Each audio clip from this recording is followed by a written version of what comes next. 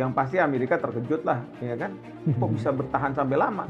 Dia pikir ya paling agak lama dikit lah dari Venezuela yang 300 menit kan gitu ya. Kalau Trump bilang 3 hari cukup gitu kira-kira. Sekarang tapi beliau mengatakan apa? 4 sampai 5 minggu. Jadi sebenarnya berterima kasih dengan Amerika dan Israel karena itu recalling.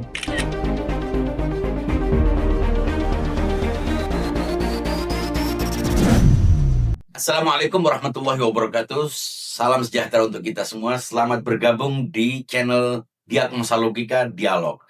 Saya sangat beruntung karena dapat berbincang, bertemu dengan tokoh-tokoh besar yang sudah tidak asing lagi bagi Anda semuanya, Profesor Hikmahanto, pakar hukum internasional Universitas Indonesia. Silakan disapa, Pak. Selamat malam, Ustadz. Sehat ya? Nah, terima kasih nih saya diundang di sini. Wah, saya juga sangat gembira.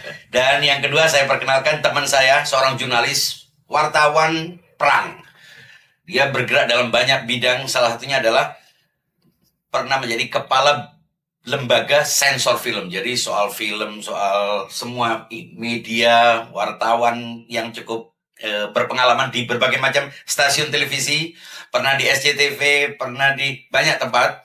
Dan karena itu kita hadirkan untuk bisa mengimbangi, kita tandemkan Profesor dengan Mas Romy Febri. Silakan Mas disapa. Ya, salam Nabi teman-teman sekalian. Oke, untuk menghemat waktu saya akan berbicara dan mudah-mudahan ini berguna buat kita. Prof, Anda sudah sangat sibuk berbicara tentang ini, mudah-mudahan tidak bosan.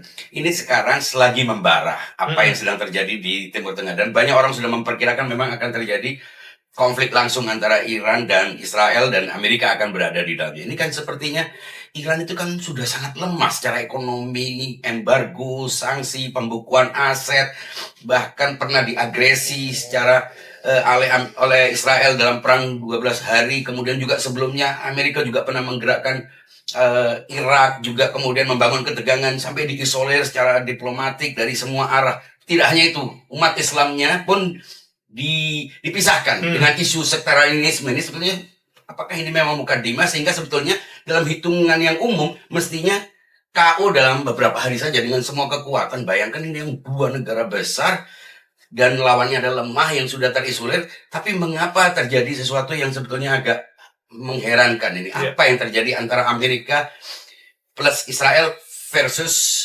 Iran? Ya, banyak yang mengatakan gini, Ustadz. Jadi kalau kita lihat Iran itu sebenarnya ini satu peradaban. Dan mereka ini memang orang-orang yang kuat. Orang-orang yang kuat, orang-orang Farsi katakanlah, yang daya tahannya sangat luar biasa. Cukup itu. Orang bilang kan apa cukup? Karena kan udah diembargo sejak tahun 79 dan lain sebagainya gitu kan. Senjata juga tidak akan pernah secanggih Amerika dan Israel tentunya kan peralatannya. Ternyata enggak. Ternyata mereka bisa membangun senjata-senjata yang canggih. Drone-nya, terus kemudian rudalnya. Kalau misalnya kita lihat waktu dari pihak Iran menyerang balik gitu ya, itu ada satu rudal yang kemudian pecah gitu kan, ke berbagai penjuru itu. Jadi kan mungkin saya duga mereka sudah mempersiapkan dan mereka tahu bahwa mereka akan dapat serangan dari Israel. Jadi Israel itu sudah mempersiapkan juga dome-nya itu, ya, walaupun bukan dome yang ini, tapi secara virtual gitu. Sehingga setiap serangan rudal dari Iran itu pasti akan diantisipasi. Ketemu di udara langsung jadi nggak jadi begitu ya. Nah, jadi ternyata di Iran itu mereka udah siap itu. Dan mereka kalau misalnya ditanya, kok apa benar mereka bangun senjata nuklir? Mungkin ada benernya. Karena apa? Mereka tahu bahwa Israel punya senjata nuklir. Nggak mungkin senjata nuklir dihadapkan tanpa senjata nuklir. Kan ini sejak Ayatollah Khamenei tahun 79 menjadi imam di sana, pemimpin supreme leader, mereka sudah merubah kebijakan politik luar negeri Iran. Yang tadinya bersahabat dengan Amerika Serikat, punya hubungan diplomatik dengan Israel, ya. Setelah beliau menjadi supreme leader di sana, itu semua berubah. Karena mereka menganggap bahwa Israel itu adalah Zionis. Iya, ilegal di tanah Palestina. Mungkin di antara negara di Timur Tengah, mungkin Iran yang satu-satunya mengatakan bahwa Palestina merdeka, tapi tanpa ada Israel. Kalau misalnya negara-negara Arab, mereka mengatakan bahwa two-state solution, termasuk kita Indonesia, two-state solution, yang paling realistis. Maka kalau di Palestina itu kan ada Fatah. Fatah bisa menerima two-state solution. Tapi kalau Hamas sebenarnya nggak bisa terima. Mereka minta negara Palestina merdeka itu tanpa Israel. Tapi di sisi lain, Israel juga akan mengatakan Israel merdeka tanpa adanya negara Palestina. Nah, gitu. Nah, mengapa?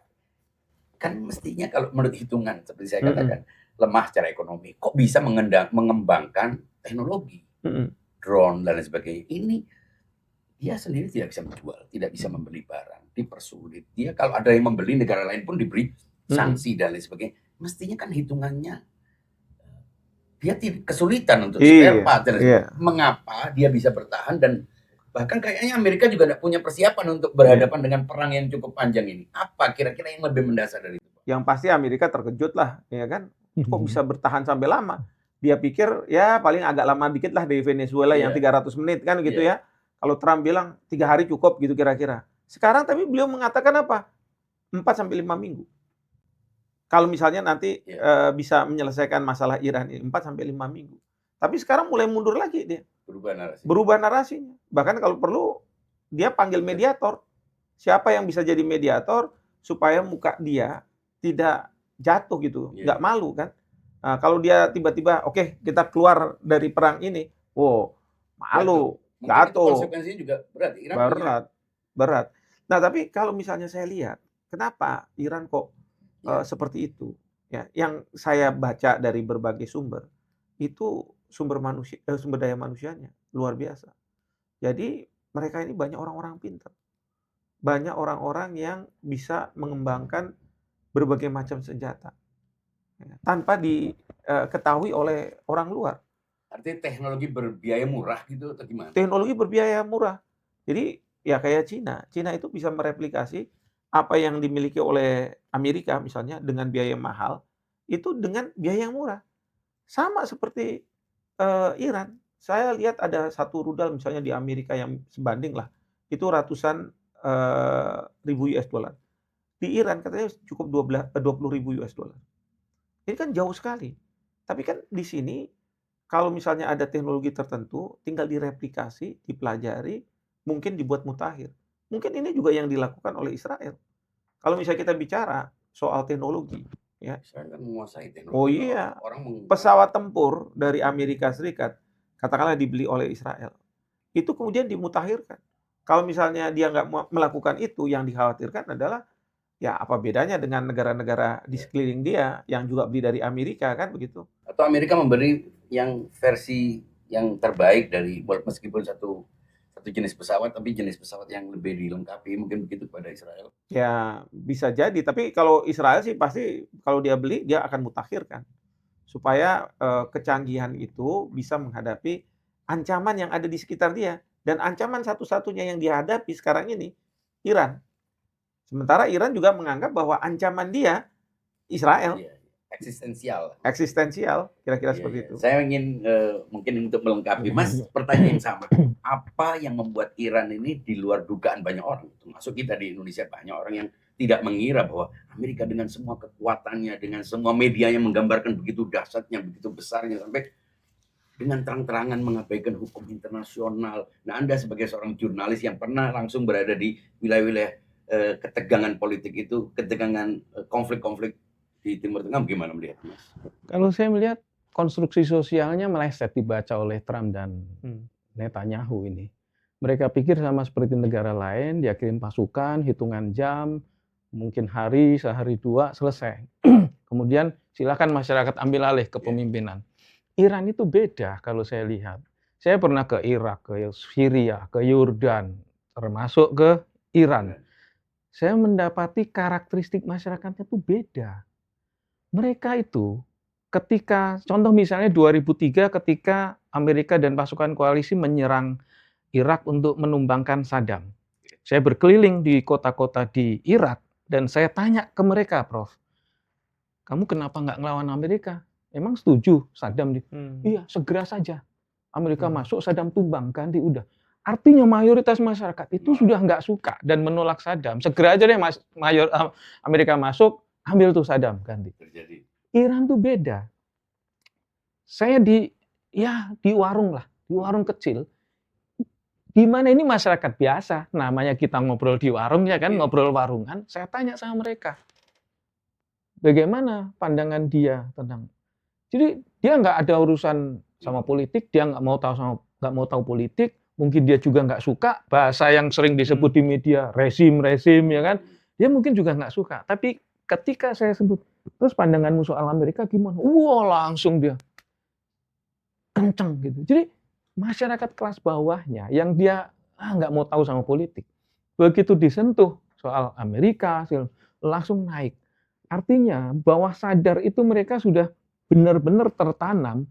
Memang musuhnya ya Amerika sama Israel. Itu tertanam betul. Sehingga apa yang diinginkan oleh rencana. Sehingga potret yang diambil pada awalnya ketika Amerika dan Israel mau nyerang, itu berbeda konstruksinya. Kontur sosialnya lain. Ternyata nggak seperti itu.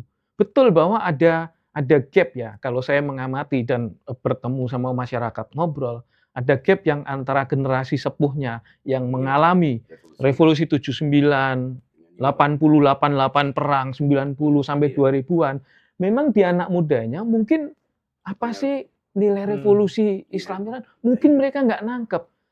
Tapi karena tertanam bahwa musuh kita itu Amerika, Israel, itu seperti ada. Jadi sebenarnya berterima kasih dengan Amerika dan Israel karena itu recalling, mengingatkan dengan penyerangan ini, mengingatkan lagi, iya benar nih seperti kata kakek-kakek saya, bapak-bapak saya memang musuhnya Amerika sama Israel. Dan itu obrolan di bawah loh, obrolan rakyat biasa, yang mereka nggak ada urusan sama politik, tapi sangat melek pemahamannya.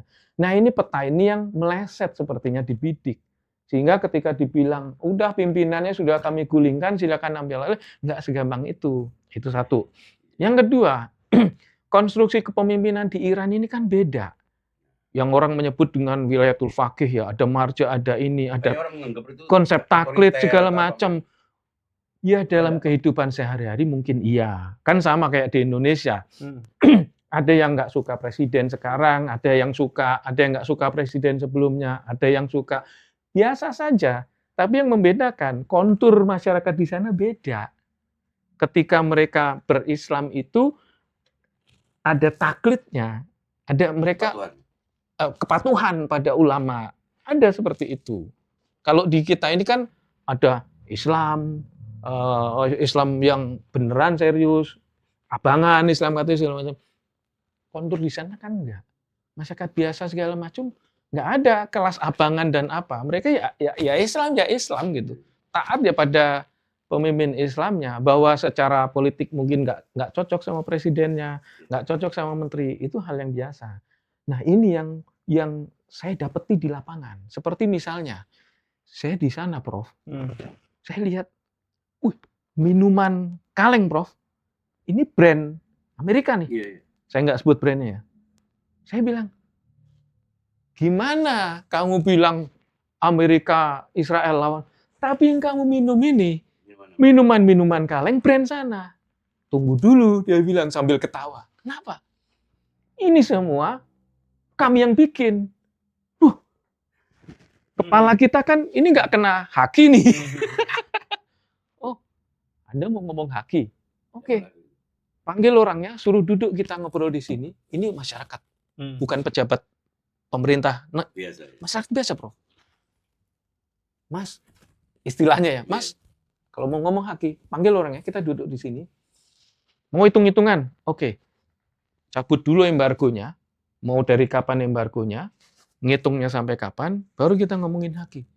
Jadi sesadar itu masyarakat di bawah ini tentang kesadaran politik, hak politik, pemahaman tentang peta pertempuran, tentang peta geopolitik, ya kan? Kan mereka sadar, mereka dikupang oleh negara-negara yang barangkali mereka nggak cocok. Karena kan tadi Ustadz bilang disegregasi, jadi dicegat oleh sektarianisme agama, ya kan? Sehingga mereka teralienasi. Mereka sadar itu. Tapi kesadaran itu pun muncul di hal-hal yang paling kecil. Gitu. Mas, saya mau lanjutnya ke Pak Hikmanto. Tadi kan Iran itu banyak disalahpahami kayaknya tentang struktur. Kan dalam hukum tata negara, Iran itu katanya dia memadukan antara teokrasi dan demokrasi. Sehingga orang tidak memahami seolah-olah semuanya itu ulama. Padahal ada proses demokrasi yang mungkin, gimana itu menggambarkan supaya orang tidak salah paham. Iran itu unik bukan hanya dalam sikap politiknya, tapi konstruksi politiknya juga, struktur politiknya, kewenangannya itu mungkin bagaimana di yang yang pasti kalau misalnya kita lihat dalam sistem ketatanegaraan ya, di berbagai negara misalnya ada presiden.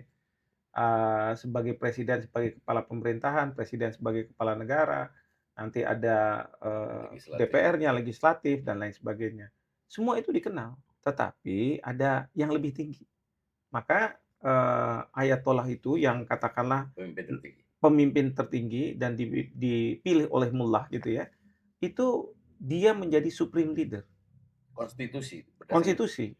Ya, jadi supreme leader ini kalau misalnya kayak kemarin, Ali Khamenei itu digantikan karena tewas dan sebagainya. Itu dalam sistem konstitusinya sebenarnya ada 3 pihak yang langsung memimpin, yaitu sementara presiden, ya, kemudian ketua hukumnya kayak Mahkamah Agung, terus kemudian satu lagi adalah dari mullah perwakilan untuk sementara. Jadi 3 itu yang menjalankan pemerintahan. Tidak ada vakum. Nggak ada kevakuman sampai kemudian ditetapkan. Nah, jadi kalau melihat seperti ini, memang walaupun dia sebagai presiden, ada yang lebih tinggi lagi. Apakah ini sebuah konstruksi politik yang berbeda dengan selama ini kan trias politik, ada 3 lembaga. Ternyata ulama itu bukan hanya hubungannya bersifat informal, keagamaan, spiritual semata, tapi memang konstitusional, formal. Iya. Itu yang banyak di banyak negara itu tidak bisa menyerupai apa yang ada di Iran. Apakah mengatasi siklus otoritas kalau dalam negara yang ketika 3 lembaga ini berada dalam posisi sejajar, maka tidak terlihat ada kemungkinan akan terjadi deadlock ketika semuanya berada dalam posisi sejajar. Justru tujuannya untuk mengatasi itu mungkin. Bisa jadi. Memang kalau saya lihat ya, misalnya di Thailand. Di Thailand kan raja itu dalam posisi yang sangat tinggi. Ya, Perdana Menteri menjalankan masalah pemerintahan gitu ya. Terus ada DPR dan lain sebagainya. Mereka bisa sejajar. Tapi kalau misalnya deadlock, ada kudeta dan sebagainya, nah itu raja. Kalau udah raja bertitah, selesai urusan semua. Mungkin itu tujuannya dipahami posisi rahbar atau pemimpin tertinggi itu untuk mengatasi. Iya. Karena itu yang disasar utama oleh Amerika adalah pemimpin ini. Karena ini yang paling tinggi. Kalau presiden dianggap sebagai tanda kutip ya, tidak begitu penting gitu, karena posisinya masih di bawah. Tapi pemimpin tertinggi ini yang harus diselesaikan. Bahkan Trump itu ya, kemarin pada waktu ya dia dengan bangga sudah ditewaskan lah gitu ya. Dia mengatakan pada waktu ada tim transisinya kan, bertiga itu, terus kemudian akan ada pemilihan. Trump bilang gini, saya mau ikut cawe-cawe nih. Iya, karena dia kepinginnya gini. Pemimpin berikutnya akan bekerja sama dia. Kayak di Venezuela. Kalau di Venezuela kan sistemnya kepresidenan nih. Maduro diambil, wakil presiden kan. Tapi wakil presiden, kamu boleh jadi presiden, tapi kamu harus ikuti apa kehendak saya. Didikte kan? Nah itu yang Trump itu mungkin beda sama Netanyahu. Kalau Netanyahu mau mengembalikan ke sistem syahiran, kerajaan, monarki. Tapi kalau Trump bilang, enggak, itu aja nggak apa-apa. Sepanjang dia mau kerja sama saya. Ya maksudnya dikendalikan oleh Trump gitu kan. Nah, jadi itu yang ternyata tidak seperti yang enggak, karena kebetulan putranya mungkin apa yang kira-kira kan mestinya ya umumnya kan seperti tadi skenarionya, kalau nggak diculik ya dibunuh. Setelah itu kemudian berubah. Tapi ternyata menurut saya kayaknya bukan segera. Trump mengira penerimaan rakyat itu kebergantungannya personal. Iya. Dia tidak memahami gimana itu. Cara berpikirnya Trump mungkin kayak zaman-zaman dulu. Zaman dulu itu kalau kita mengalahkan suatu negara, pemimpinnya diambil, ditebas kepalanya, pegang rambutnya gitu ya, dengan kepala yang udah ini, tunjukkan ke rakyatnya. Iya. Saya sudah menang. Dia pikir kayak begitu. Ternyata nggak seperti itu. Gimana itu, Mas Robi? Apa? Ada digambarkan oleh Profesor itu, Trump sudah Israel kan sudah orang shock, kita semua sendiri ini akan habis dan skenario itu. Mengapa tiba-tiba dengan terbunuhnya pemimpin tertinggi supreme leader itu, tapi justru keadaan berbalik dan masyarakat justru tidak seperti yang diharapkan, masyarakat turun ke jalan kemudian ya menjatuhkan, karena yang terlihat memang kalau kita lihat di media sosial beberapa generasi mudanya sebetulnya banyak orang yang lebih suka hidup yang seperti di negara-negara Timur Tengah di Teluk itu. Tiba-tiba keadaan berubah. Kira-kira apa yang membuat kita sampai akhirnya juga terkejut? Ternyata tidak tumbang habis, kan dibunuh sampai dengan keluarganya, istrinya, cucunya, anaknya, gimana itu? Ini kan karena persoalannya pada contoh. Kalau ngomong demokrasi, proses pergantian kepemimpinan biasa dan segala macam, tadi pemimpinnya diambil segala macam, udah dipilih lagi segala macam. Ini enggak. Kenapa saya bilang contoh? Ayatullah Ali Khamenei itu hidupnya juga sederhana. Memang benar imam. Nggak pernah dia naik Lamborghini, ya kan? Itu akan beda loh konstruksi sosialnya kalau, kok imam supreme leader, pemimpin spiritual tertinggi, naiknya mobil sport mewah. Itu akan beda. Jadi beliau tuh juga memberi contoh bahwa ya hidup sederhana aja, memang begitu. Nah ini yang masyarakat akhirnya juga berpikir, oh ini benar nih, memang layak dijadikan panutan. Nanti kesadaran itu juga bangkit. Mungkin dari generasi yang tadi Mas Romi bilang anak-anak muda itu apa juga terjadi pembalikan gitu. Betul, karena kan mereka tetap melihat. Mereka mungkin tidak paham nilai-nilai dan spirit revolusi Islam Iran 79. Mungkin mereka belum lahir, mereka nggak tahu segala macam. Dan cerita itu kan cuma diwariskan antara tekstual dan lisan kan. Tapi mereka nggak ngalamin. Tapi ketika mereka melihat contoh bahwa pemimpinnya itu satu kata dan tindakan, hidupnya sederhana, dan benar-benar tuh Prof berposisi sebagai memang pemimpin spiritual yang benar. Itu mereka juga akan melihat. Dan yang saya kagumi ya Ustadz ya, pada waktu Amerika, Israel dengan bangga bahwa kita sudah orang pikir wah intelijennya pasti bagus ini. Sebenarnya nggak penting intelijennya. Ada yang menyampaikan ya di Iran itu mengatakan sebenarnya pada waktu Ali Khamenei itu sudah dalam posisi katakanlah dia jadikan target, mau diungsikan. Lalu apa katanya dia? Kalau mau mengungsikan saya, ungsikan dulu yang 90 juta rakyat Iran. Kalau kamu mau masukkan saya ke bunker, selesaikan dulu yang 90 juta. Karena dia mau mengatakan bahwa saya ini juga manusia, ya kan? Harusnya nggak usah kamu istimewakan dan lain sebagainya. Saya juga kayak rakyat. Nah, jadi banyak rakyat Iran tersentuh dalam posisi seperti ini. Dia tidak memikirkan dirinya sendiri. Banyak nih kalau misalnya kita lihat pemimpin dalam situasi kayak begini, itu pasti dirinya sendiri, keluarganya. Ini enggak, gitu kan? Dia sudah tahu, tapi ini yang membuat ya militansi rakyat Iran terhadap Amerika Serikat bertambah lagi. Padahal itu kilang minyak, penyulingan air dan lain sebagainya. Itu kalau menurut hitungan orang kan Iran sudah terpuruk. Artinya ini sudah lebih. Kalau hitungan kita kan mesti orang tidak bertahan itu. Mereka memang jadi memang sudah merasakan susah di embargo, hidup yang terbatas. Itu sudah lama.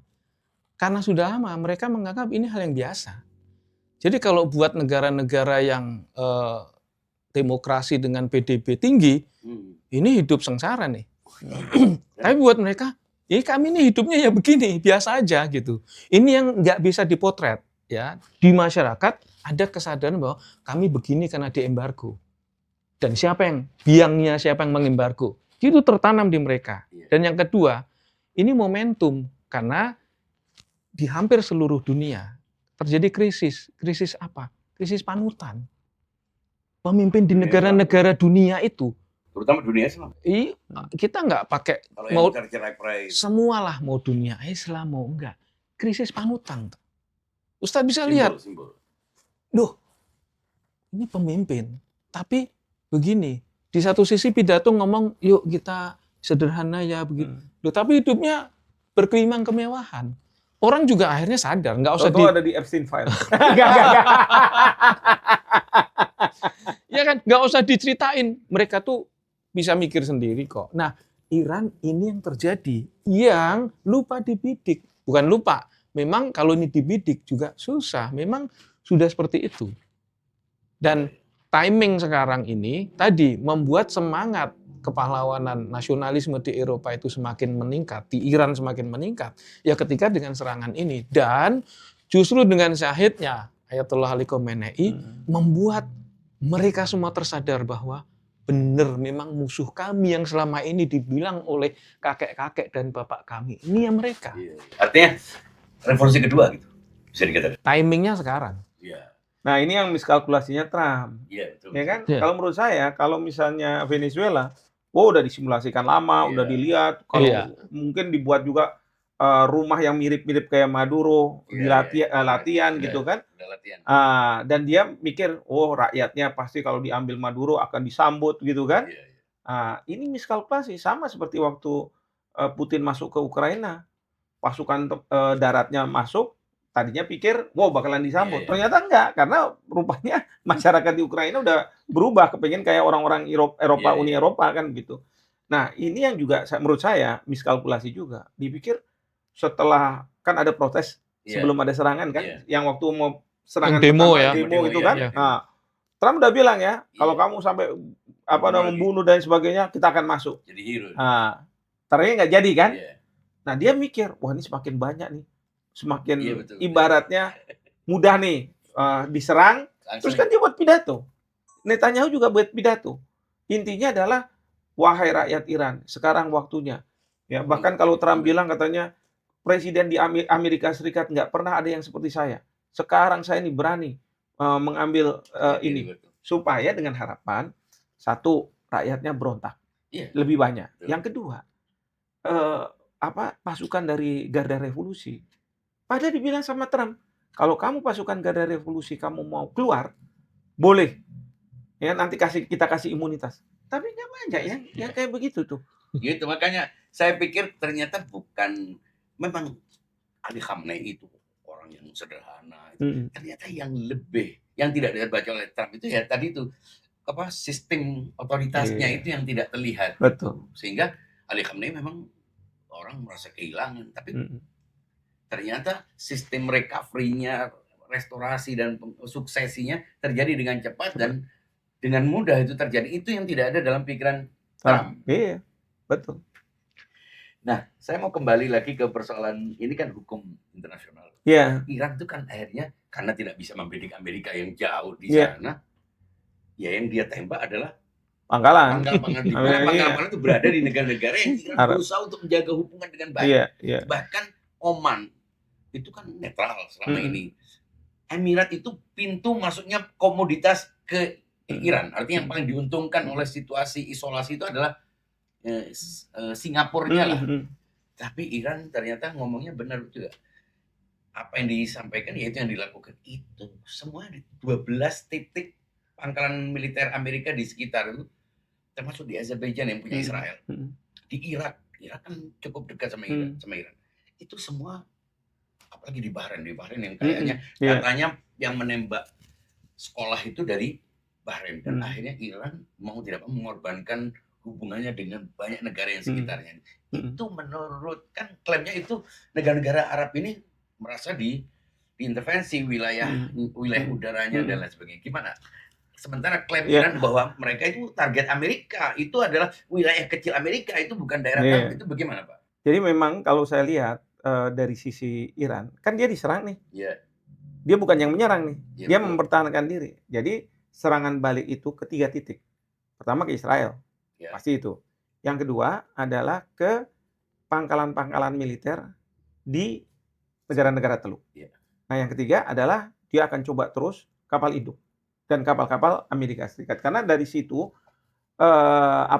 rudal dan lain sebagainya muncul, baik itu Israel dari pangkalan Amerika maupun dari kapal-kapal induk dan kapal-kapal Amerika. Tapi yang di pangkalan ini kan berada di wilayah-wilayah yang sebetulnya di teritori tanah Nah, yang saya dengar, kan kemarin nih Presiden Iran sudah menyampaikan permintaan maaf Iya. kepada negara-negara Teluk. Karena apa? Dari pernyataan beliau, beliau mengatakan, anak buah di bawah mungkin karena marahnya kepada siapapun yang membantu Amerika Serikat dengan meninggalnya Ali Khamenei. Itu mereka bisa di luar komando. Ya, jadi mereka ini menganggap bahwa misalnya ya, negara-negara Teluk, gara-gara kamu memfasilitasi Amerika, maka kami diserang. Dan kamu seolah-olah terus memfasilitasi Amerika menyerang kami. Jadi di bawah ini, ya saya serang juga. Tidak hanya ke pangkalan, tetapi juga ke Minyak. ya minyak. Walaupun yang minyak itu, yang di Katanya Arab Saudi, katanya Mossad itu Iya, malah. Israel Iya kan? malah, ya. Ini Betul. yang sekarang bahaya nih. Karena apa? False flag. Ya, Jadi bendera-bendera, bendera Iran dan lain sebagainya yang dimunculkan, tapi sebenarnya iya. Israel yang melakukan. Betul. Itu yang bahaya tuh. Dan sekarang sudah terjadi nih. Nah, Iran jadi bahkan membantah katanya tidak menyerang ke ya betul, Aramco, tidak. betul. Nah itu. Nah, kalaupun ada, mungkin juga ada yang memang rudal nyasar. Presisi itu kan nggak bisa 100% Iya, kan iya. gitu ya. Ada yang misalnya ke bandar udara, ada yang ke mungkin gedung-gedung sipil yang harusnya nggak boleh jadi target. Ada hotel yang memang dihuni oleh Nah, di kalau Dubai. itu katanya itu informasi yang didapat dari Rusia. Jadi Rusia itu berpihak pada Iran. Iya, betul. Nah, dia memberikan informasi pasukan tentara Amerika yang disembunyikan di hotel-hotel sipil. Dan dipukul. Itu yang kebetulan diserang. Ya ini kan negara-negara Teluk ini tetap memprotes. Apakah itu? Ini kan persoalannya ada paradoks. Iran menganggap itu wilayah Amerika karena diluncurkan dari sana. Sementara negara-negara Arab ini merasa kami tidak ikut menembak. Iya. Nah, itu logikanya gimana? Ya kalau menurut saya sih memang Iran merasa bahwa karena dari negara-negara itu pangkalan Amerika ada, jadi ya Sah. dia harus ya Iran merasa menganggap bagi itu sah. sah. Tetapi Iran udah minta maaf kan. Nah, juga negara-negara Teluk juga mengatakan bahwa kami marah. Saya tadinya menganggap bahwa ini siap-siap nih, mereka akan juga menyerang. Ya. Ternyata enggak.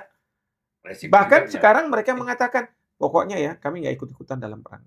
Udah nyatakan ke Amerika. Justru sekarang kalau Iran mendapatkan dukungan dari Rusia, mungkin dari Cina gitu ya. Justru kalau Amerika sekarang kekurangan dukungan. Karena mereka bilang, kalau saya ikut perang ini, apa sih tujuannya?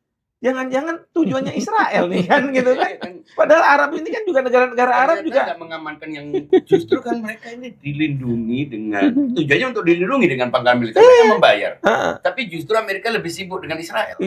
Dan kalau misalnya dia ikut menyerang, berarti saya bantu Israel juga dong. Ya benar juga kan. Begitu. Nah iya. Apalagi negara-negara ini sebagian punya hubungan diplomatik dengan Israel. Betul. Uni Emirat Arab kan terang-terangan. Oman juga punya hubungan diplomatik. Ada, betul. Nah jadi dalam posisi sekarang ini mereka udah menegaskan dia nggak nyerang Iran, tapi juga bilang bahwa kita udah nggak ikut-ikutan.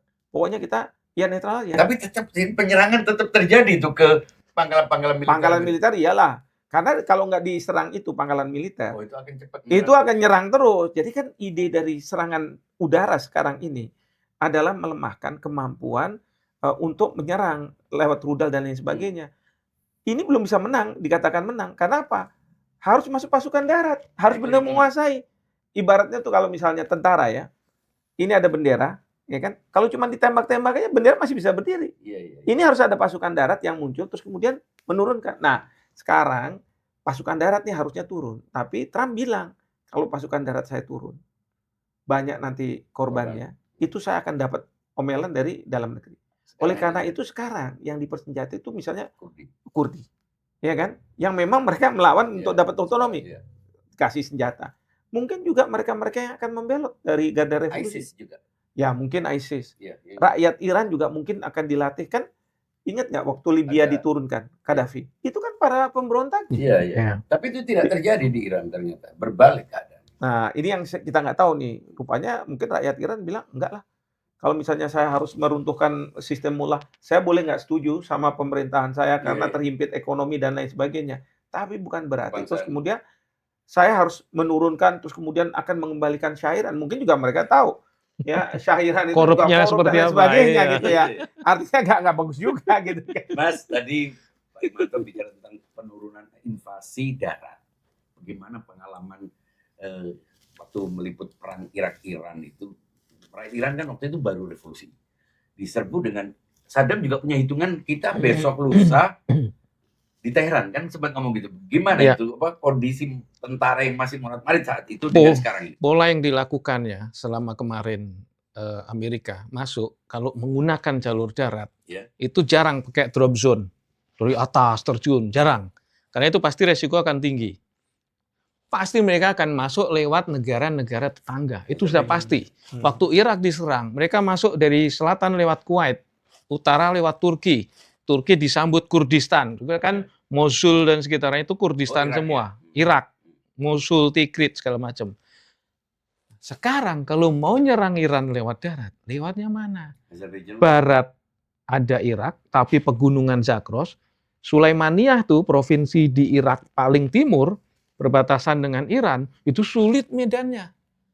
Tentara Irak aja ketika melawan pasukan Kurdi Sulaimaniyah nggak bisa menang, apalagi mau lewat situ, nggak bisa. Paling mungkin utara kejauhan, selatan selat ya kan. Paling mungkin timur atau Azerbaijan. Tapi kan pasti berhitung mereka juga.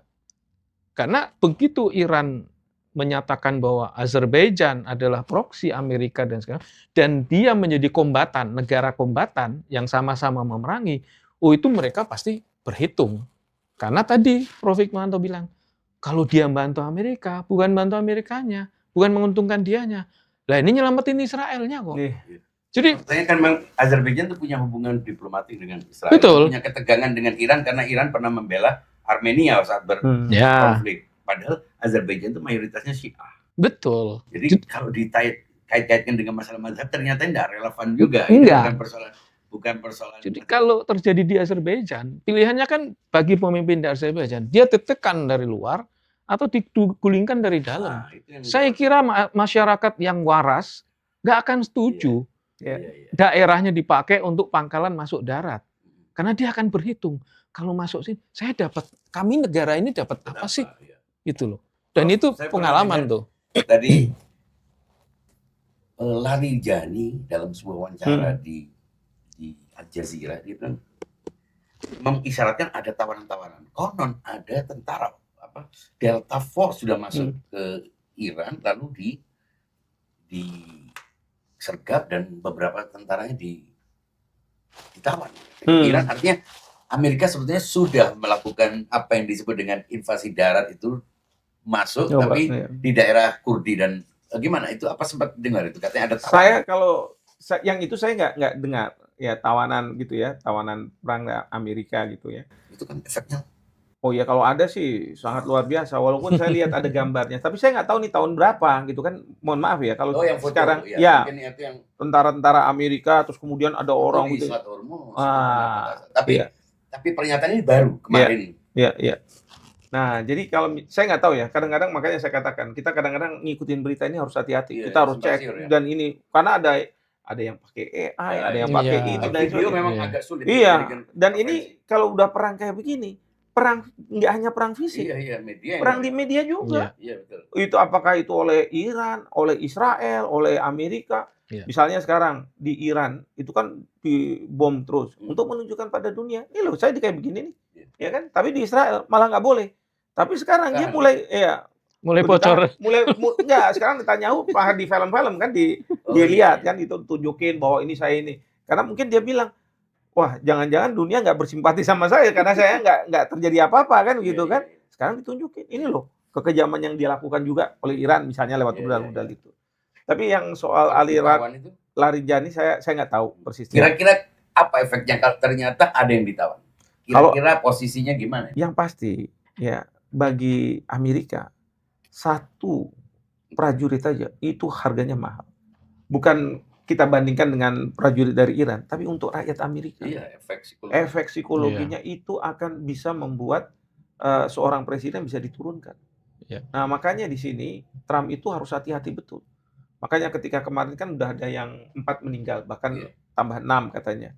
Itu mengembalikan mayat itu kan, wah. Bahkan Pak Trump pakai topi kayak begini, sama Fox diganti langsung pakai yang ini supaya dianggap sebagai ini benar-benar menghormati. Jadi, coba pakai palsu ya? Pakai palsu itunya, itu.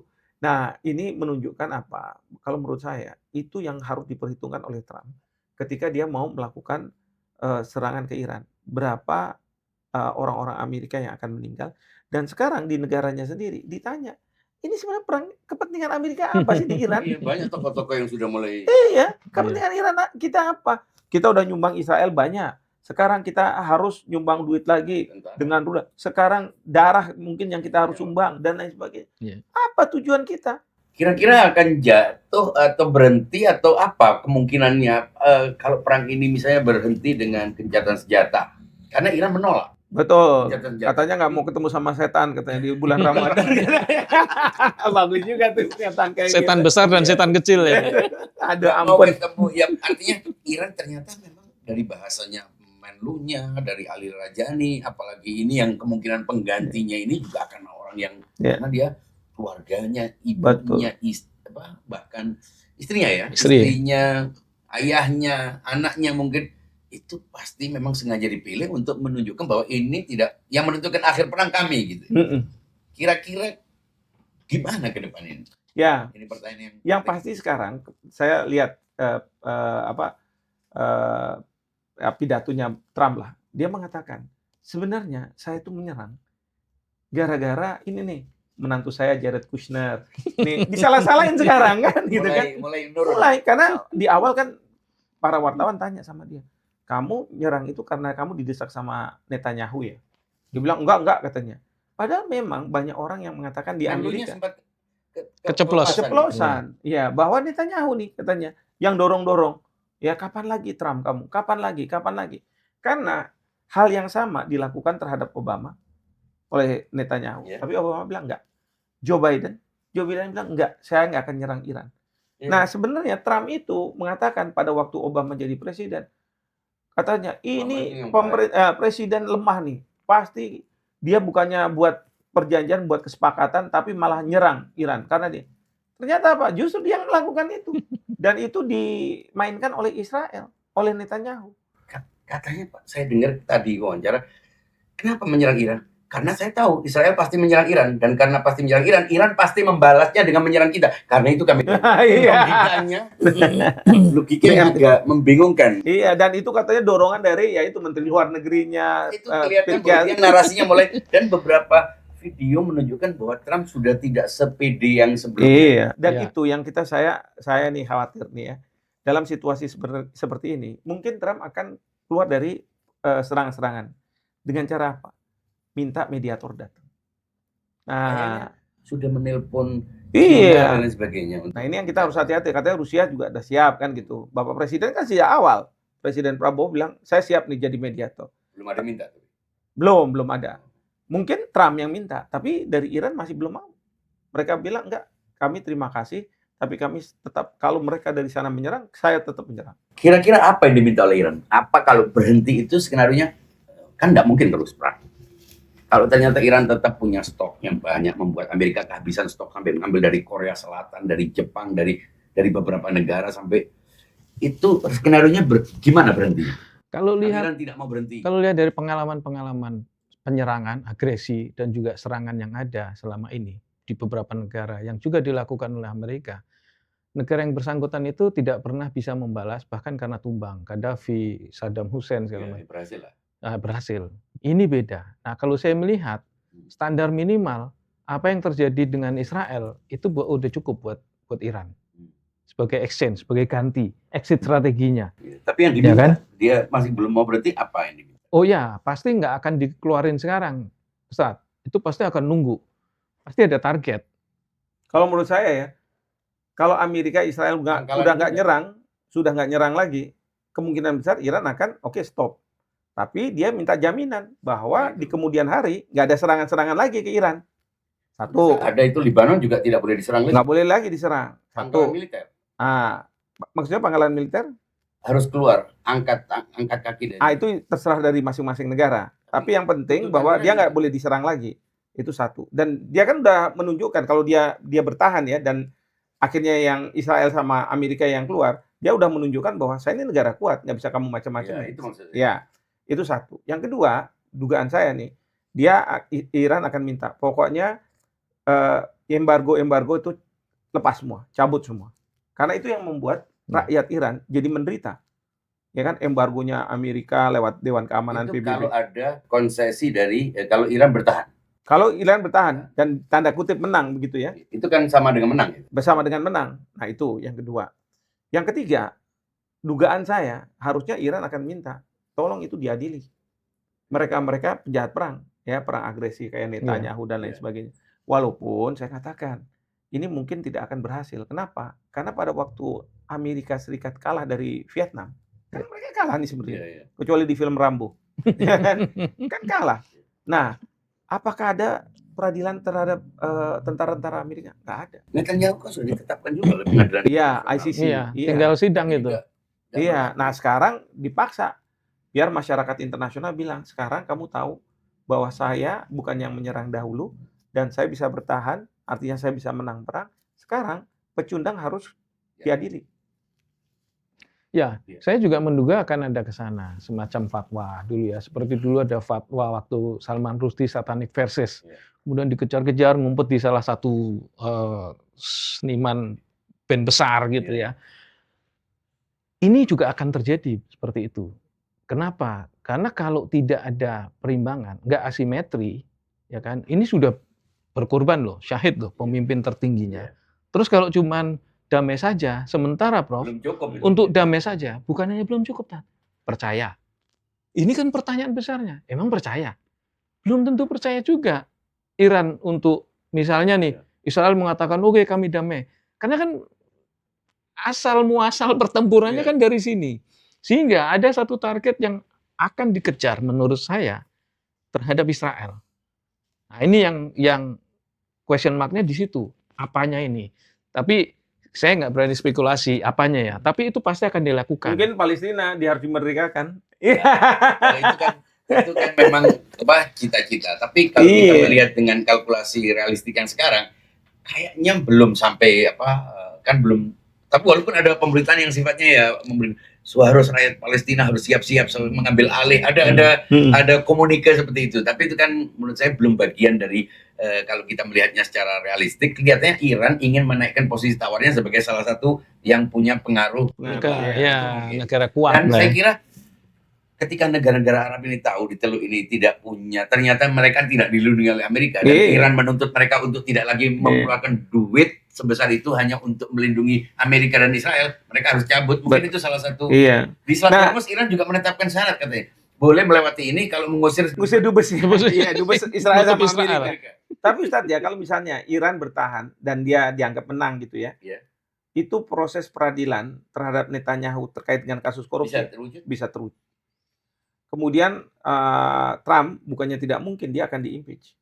Karena dia pertama melakukan serangan ke Iran tanpa persetujuan dari Kongres. Menurut konstitusi Amerika harus. Nah, itu dia. Ya kan? Bahkan ada kemarin itu sebenarnya resolusi yang ini seharusnya dapat persetujuan dulu dari kita. Walaupun kalah karena Republikan gitu ya. Tapi kalau misalnya sampai Iran bertahan, berarti kan Amerika kalah. Itu pertanggungjawabannya Trump harus di-impeach. Satu itu. Dan yang kedua, itu Marco Rubio dan lain sebagainya semua habis. Iya kan? Nah, pertanyaannya siapa yang jadi presiden nanti? Vance jadi wakil presiden ya satu ini aliran kan? Nah, makanya saya pikir Iran juga ingin mengubah konstelasi. Bahwa Amerika sudah bukan lagi pemegang, bukan kekuatan satu-satunya, juga mungkin juga konstelasi di PBB akan berubah. Berubah. Betul. Mungkin kalau tidak berefek terhadap ini sama juga gitu. Betul. Sekarang ini Amerika itu dibuat oleh Trump. Di tangan dia. Pokoknya saya mau make America great again. Ya, gimana caranya? Saya buat negara semua negara di dunia ini tunduk sama saya. Termasuk sekutunya juga dia. Termasuk sekutunya. Dengan apa? Instrumennya dua. Serangan, itu yang sudah dialami Venezuela, sekarang dialami Iran. Yang kedua, dagang. Tarif. Ya kan? Mohon maaf. Saya harus ngomong juga nih, Stan. Ya kan? Harus ada domestik. Domestik, iya.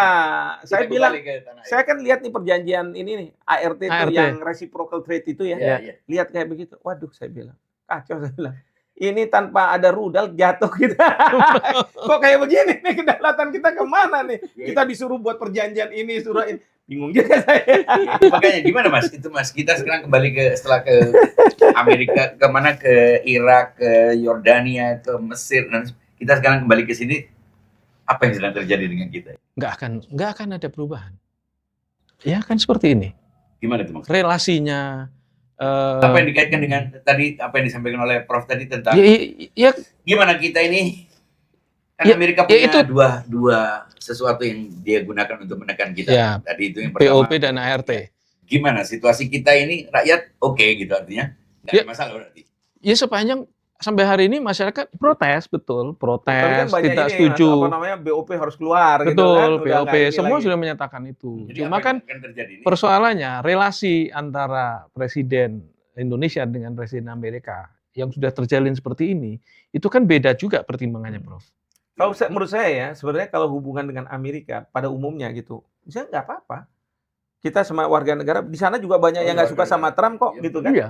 Ini kan masalah kan karena ada Trump-nya ini kan sebenarnya. Ya itu gimana? Saya yakin kalau misalnya Trump itu nanti diturunkan gitu ya, kita mungkin lebih bagus berhubungan dengan siapapun pengganti Trump. Nggak akan sama. Yang berubah mungkin yang dari Demokrat mukanya agak berbeda begitu ya. Kalaupun dari Republik pasti dia akan juga bukan yang ekstrem kanan Republik tapi yang mungkin agak ke kiri-kirian gitu ya. Nggak ada Yang agamawan ngasih doa bersama. nggak gitu, nggak kayak begitu. Karena katanya Trump ini juga ada warna-warna Kliniknya.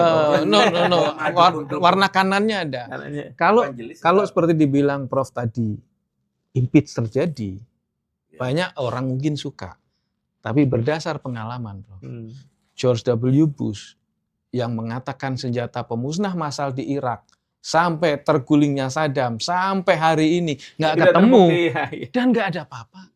Waktu itu semua orang marah loh, semua orang juga protes. Tapi Republikan ini kan menguasai dibanding Demokrat. Sampai hari ini juga Republikan masih menyelamatkan Trump juga. Jadi kalau dugaan saya, for the sake of the country, mereka nggak akan melakukan itu. Artinya banyak orang anti Trump di Amerika. Ya buktinya bisa terpilih. Ya tapi kan nggak semuanya.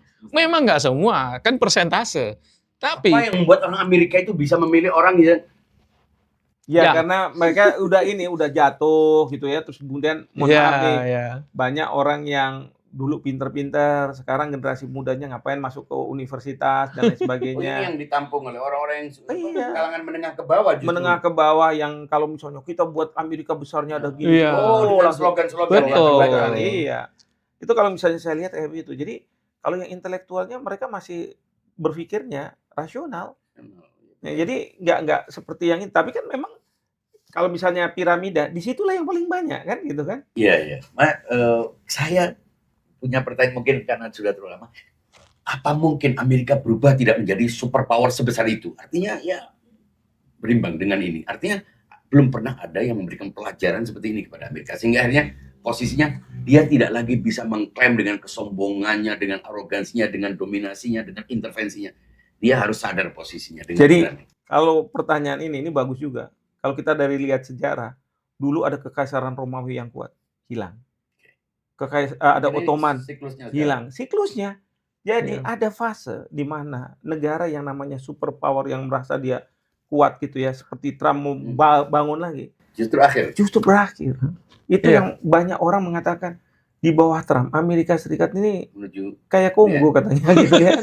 Dibilang kayak gitu, Kongo. Jadi ada kemungkinan Amerika ini bukan hancur sebagai sebuah negara. Enggak. Dominasinya tidak ada sebesar itu. Mereka udah tahu. Karena sudah terbukti ternyata. Sekarang dengan dia membantu Israel, membantu Ukraina dengan berapa ribuan dolar ke sana gitu ya untuk senjata dan sebagainya. Besar juga, kan? Sekarang perang, iya. Itu ekonomi gimana? Justru sekarang yang kita lihat itu kemungkinan Cina yang akan muncul. Ya kan? Nah, sekarang Cina ini dalam posisi yang dia harus secure bahwa dia ini bisa muncul. Karena biaya perang ini cukup besar. Sementara kan Cina konsentrasi terus ke ekonomi dan lain sebagainya.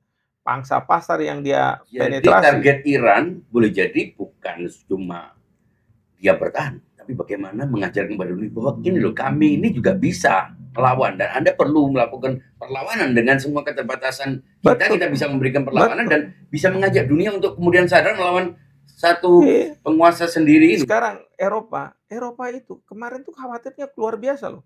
Greenland mau dicaplok sama Trump. Itu kan menunjukkan orang ini tidak bisa dia bilang kalau dia ngelihat, dia memang dalam posisi, oh iya kalau misalnya Iran itu rezimnya ini jahat dan lain sebagainya, gitu kan kalau orang-orang. Tapi dalam hati mereka, dalam hati kecil, iya kamu benar juga lawan Trump kayak gitu.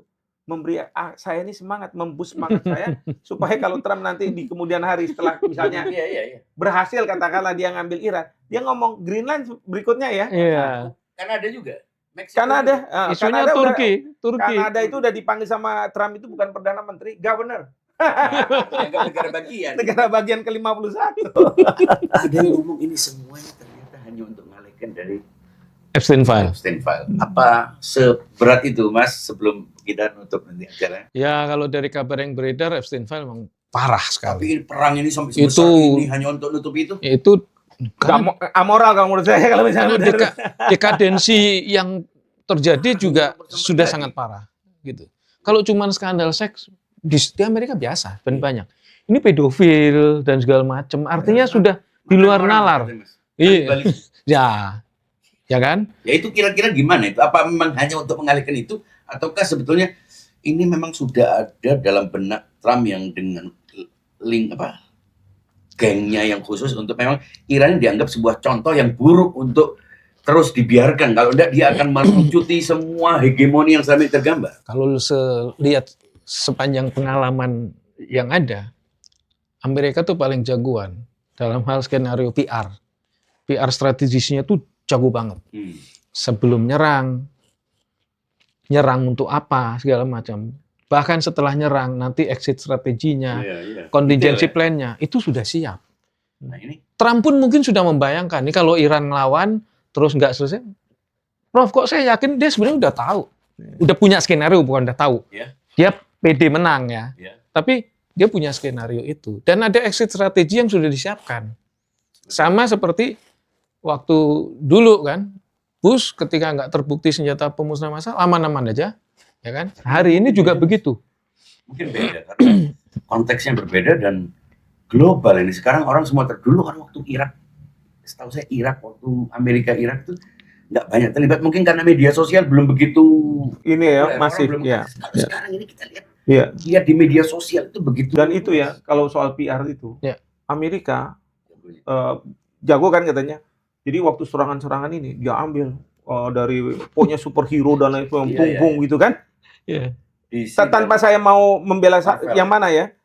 Kalau Iran apa? Dari Lego, dia cerita anak perempuan masuk sekolah, tiba-tiba dibom dan lain sebagainya. Itu kan lebih menyentuh kemanusiaan kita kan. Dan itu kan kita lihat, kayak begitu ya.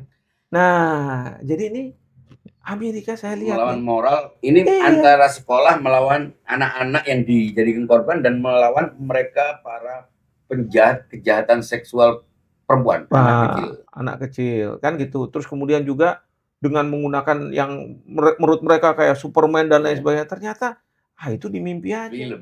Dan orang lihat Trump kok serendah itu ya sebagai orang Amerika, sebagai presiden, ya kan? Kalau misalnya lihat ya Ustadz, kalau Trump berdiri, dia pasti kayak begini, gitu kan? Ya, gitu kan? Ngomongnya itu semua.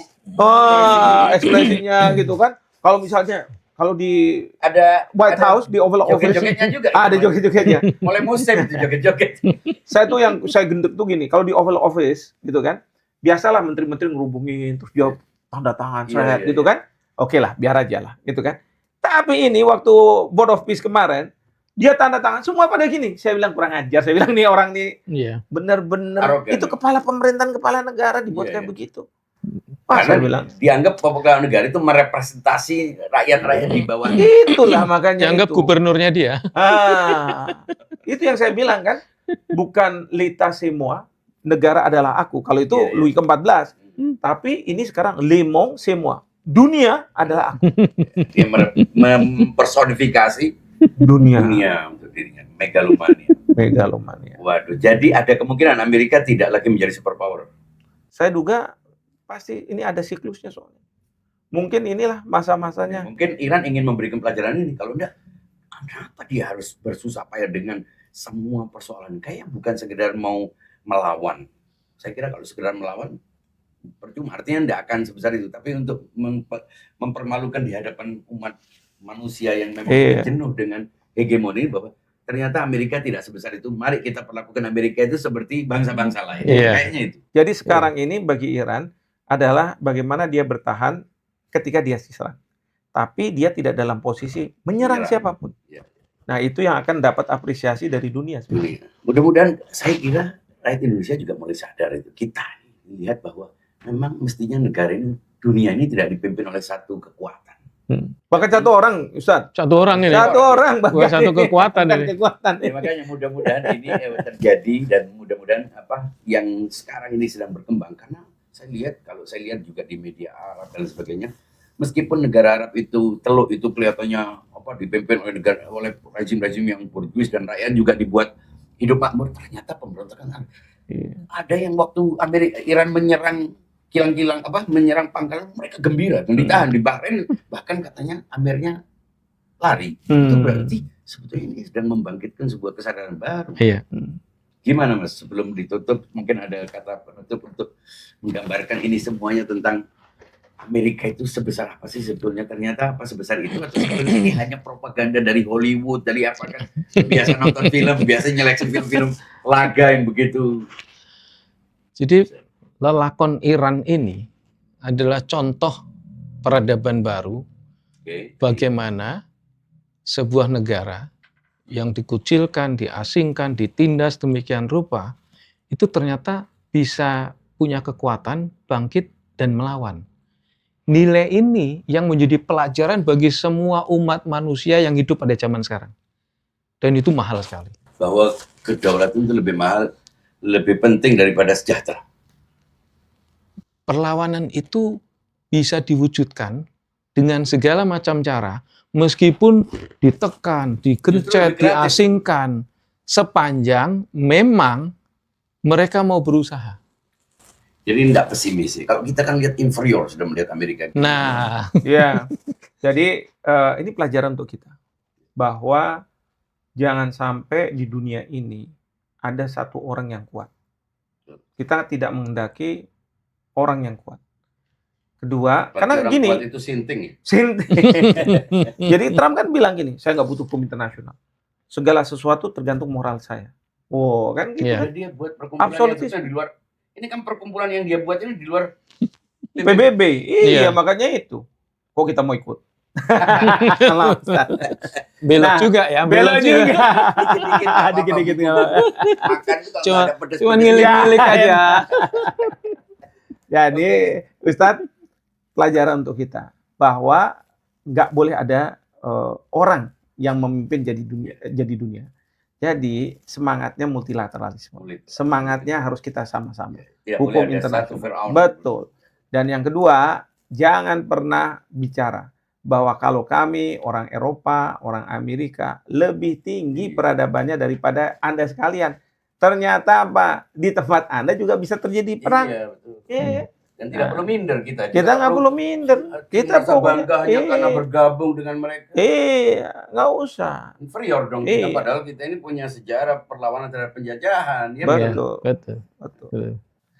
Wah, menarik sekali ngobrol dengan Prof. Hikmahanto dan Mas Romi.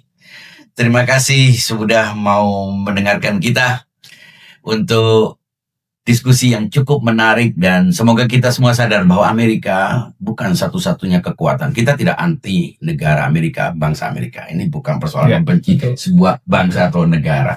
Tapi kita membenci adanya arogansi, hegemoni terhadap bangsa-bangsa lain. Maka itu dunia ini bukan rimba. Tidak ada singa, tidak ada kijang. Semuanya adalah manusia.